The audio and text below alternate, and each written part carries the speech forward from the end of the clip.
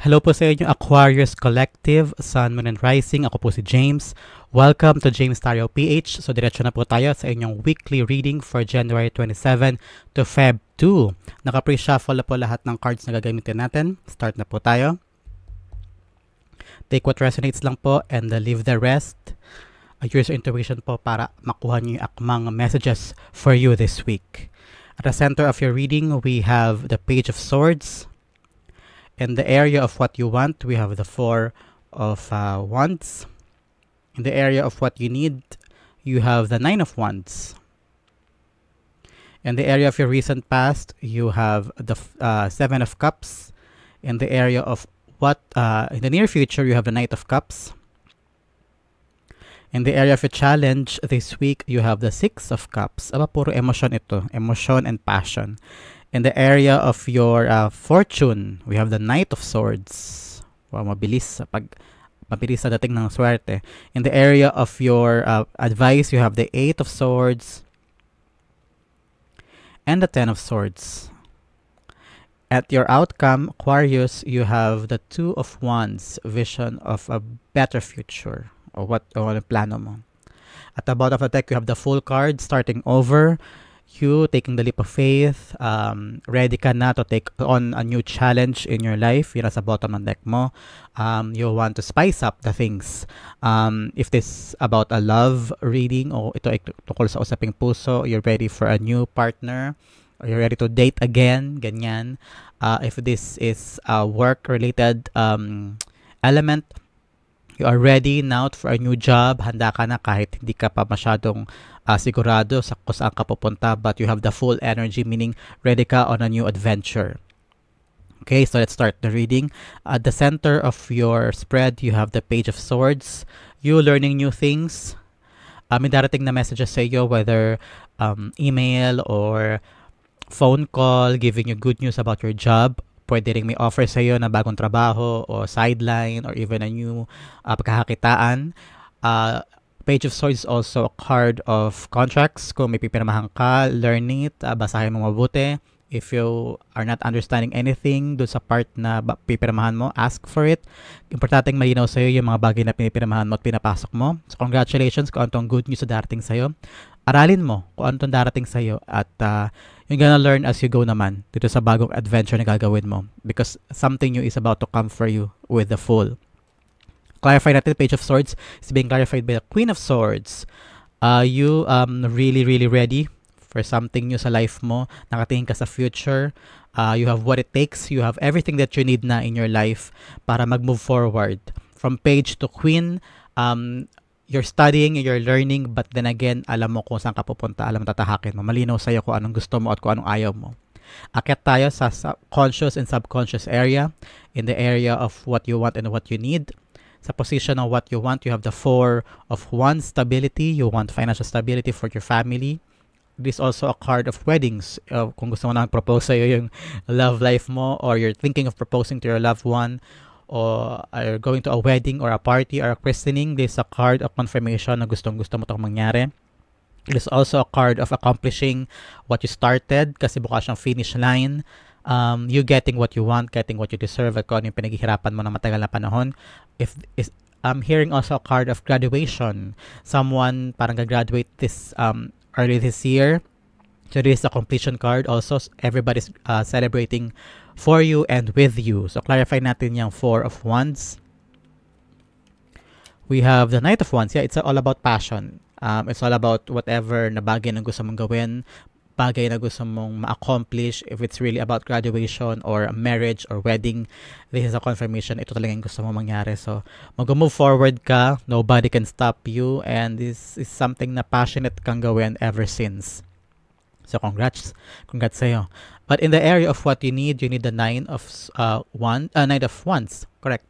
Resiliency, Wounded Warrior, kung ano man itong tatahakin mo on a new adventure, on a new endeavor, pagkatapos mong graduate o makasal or anything, na papasukin mo dito sa finish line, you're entering a new phase, a new world na kailangan mong aralin with the Page of Swords. So, kailangan mo dito ng resilience, courage, paulit-ulit kang itatest niyan, something that you need to learn.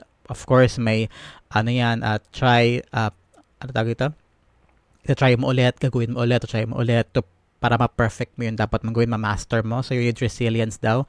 Kailangan tiyagain mo siya kahit nahihirapan ka o kahit na parang pagod na pagod ka na or thinking you're actually kind of like questioning kung kayang pa ba o dapat ba talaga sa'yo to o kung gusto mo to. So, you need some resilience. Kailangan mo tiyagain. Kailangan mong pagtibayin yung loob mo in order for you to get what you really want. If it's about graduation or wedding, you need to really tiyagain mo. You need to know if this is really yours. Kapag alam mo, kahit nahihirapan ka at gusto mo pa rin, it's yours. The 9 of Wands is being clarified by the 9 of Cups. 9-9. 9-9 is release. Release that burden within you. Release that control. Release mo yung parang fina-force mo yung bagay. So if it needs to happen, if it's for you talaga, it will happen for you. So 9 of Wands and the 9 of Cups telling you na kung ano yung pinaghihirapan mo, it's gonna lead you for fulfillment, pagtupad sa mga pangarap mo. So, tiyagain mo lang, work on it, you will get the reward that you want. 999, a lucky number. In the area of your recent past, you have the 7 of Cups. You have a lot of choices in the past, or you're thinking of other choices within your life. You're imagining those options na pwede mong puntahan o kaya mong gawin o gusto mong gawin. You have a lot of options then on where to go. You're very intelligent. I'm hearing you're very intelligent. You're working on an office. For some of you, it's not for everybody. It's a very collective reading. I just gathered that energy of someone working in an office and trying to do something else or elevating into something, another position. So you have a lot of choices back then, and now you have chosen that one na inaaral mo ngayon, and you have that Queen of Swords energy, nakapag-decision ka na kung anong gusto mo. In the recent past, let's clarify the 7 of Cups. You have the Star. Yeah, sinunod mo kung ano yung gusto mo, the gut feel na kung anong pangarap mong gawin. You had a lot of options and you chose that one na sa loob-loob mo. It's like an answered prayer din. Kung ano yung pinangarap mong gawin o simulan, natupad siya with a star. And the in the near future, you have the Knight of Cups, an offer, probably a job na target mo, or someone will come to you and offer you. If it's really about marriage or proposal, pasok talaga siya dito sa what you want, sa 4 of Wands. So accept this proposal, or this is something that you really wanted, or something na brand new sa life mo with a Fool, buhay may asawa o kasal. It's really for you. If it's you're planning magpakasal kayong dalawa, this is a message for you. Go for it. So let's clarify. The Knight of Cups is being clarified, but the King of Wands, having that passion, doing kung ano talaga yung gusto mong gawin. So I'm seeing you having that offer or getting that offer, proposing. Congratulations kung proposal nga talaga for some of you. And for those na makakuha ng offer about jobs, this is a confirmation na tatanggapin mo to, and you will be rejoicing kasi ito yung matagal mong gustong makuha. In the area of your challenge, you have the 6 of Cups. Challenge sa'yo yung mga bagay in the past. Thinking na parang, dapat ginawa ko to noon. Hindi ko to problema ngayon. Challenge din sa'yo is to relax and have fun, because 6 of Cups is also having that childhood mentality. Parang you're not thinking too seriously sa mga pangyayari sa buhay mo ngayon. Learn to have fun just like tung panahong bata ka pa. You're carefree, you're enjoying, come what may. Kung ano yung dumating, you're gonna be very, very ecstatic or enjoying things in life. So, ibalik mo daw yung bagay na yun sa yung mindset, and that will be the challenge for you. Ialis yung mindset na parang super serious mo. Let loose. Enjoy every step kung kinakabahan ka sa proposal na to, or finishing this graduation phase sa school, or starting over with a new job. Learn to enjoy it. Yun yung challenge sa'yo this week. So let's clarify that. 6 of Cups is being clarified. May problema mo to, but actually you're winning in life. You're getting proposal, you're getting married, you're graduating, or you're starting a new job. Huwag mong problemahin to, because it's gonna lead you to a better and promising future for you. So, just enjoy everything. Di mo kailangang seryosohin o dibdibin lahat. So, enjoy the process. In the area of your fortune, you have the Knight of Swords. So good, mabilisan. This is something na darating sa iyo ng mabilisan. So, itong biyaya na to, gugulatan ka nito because this is something that you deserve, something na hindi mo inaasahang darating. So, the Knight of Swords is being clarified by the Six of Pentacles. Ito ay swerte na bunga siya ng paghihirap mo ngayon. So, parang kung ano yung binigay mo before, bumabalik siya sa'yo because you gained this, you earned this. So, it's gonna be a beautiful, beautiful fortune darating sa'yo this week, January 27 to Feb 2. Kung ano yung tinrabaho mo before, babalik sa'yo. The doble. I'm hearing doubling darating sa'yo. Babalik sa'yo because you deserve it and you earned it. And the area of your divine advice sa iyong spirit guides, we have the Eight of Swords and the Ten of Swords. It's about your mentality. Hindi ka makawala doon sa mga bagay na tapos na. It's connected siya dito sa ating Six of Cups, card of nostalgia. Let go and let loose of those things na tapos na. Your stuck mindset, nasaktan ka for what happened in the past, kaya siguro ka naghanap na ng bago. And you want an accomplishment and you want proof and stability within you. You've been resilient for so long. You want an accomplishment. You want to succeed. So let go of the past. Let go of those heartaches because now you need to rejoice because mga magandang bagay ako nakikita sa iyo. Starting over, starting new married life or graduating, buhay, trabaho ka na in the near future, di ba? A proposal, an offer. So, it's gonna be a good thing for you. Let go of the past. Huwag mong dibdibin yung mga bagay na nangyari before. Have that peace within you that what happened, and that you have an opportunity to... Ten of Swords is a blessing in disguise. So, whatever happened in the past, let that go. There are new things coming for you. So, clarify natin yan. Eight of Swords being clarified. With the Four of Swords, rest. Surrender mo na yung mga bagay na yun. Magpahinga ka na. Ipahinga mo na yung utak mo dun sa bagay na hindi na nangyari. May mga wina-worry ka na baka hindi mo matupad. May wina-worry ka na baka hindi mo ma-meet yung standard o yung goal na gusto mo. I'm hearing, let go of control. Let things flow and you will see kung anong dumating problema, saka mo dun solusyonan. Pero ngayon, wag mong pangunahan yung mga bagay na wala pa. Okay?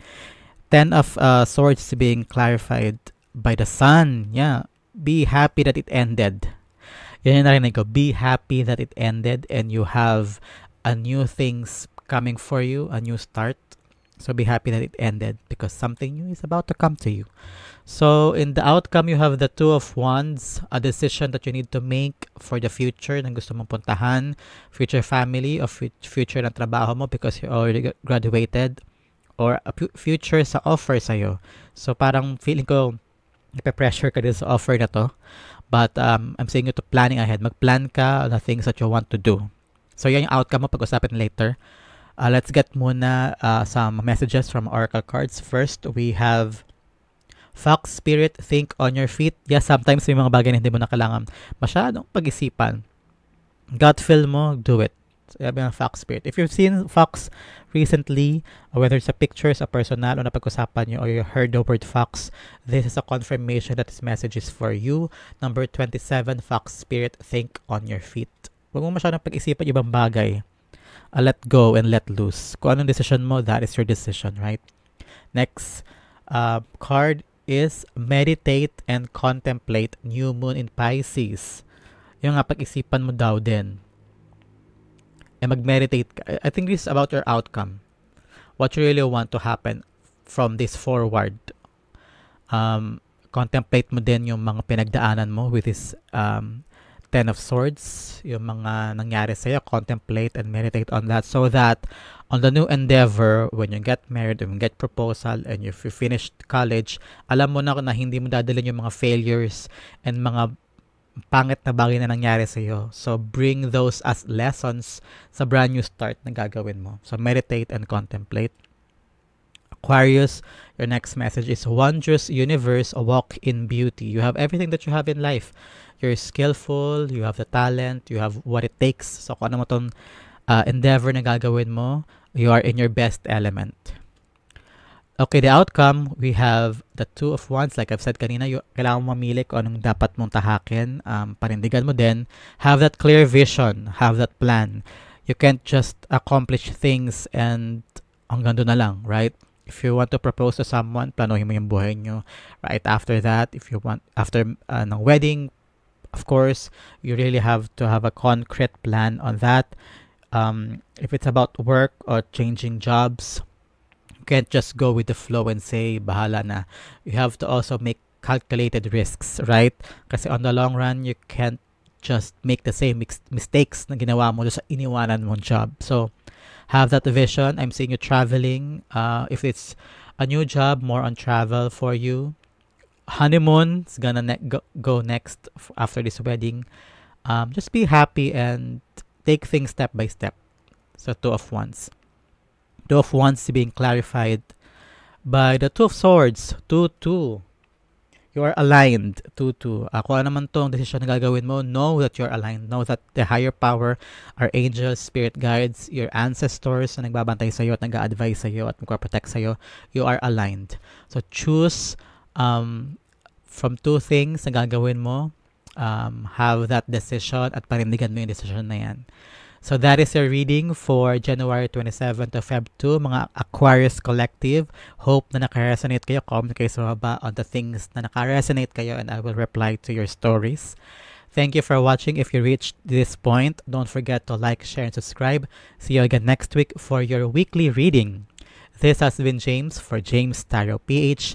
God bless everybody.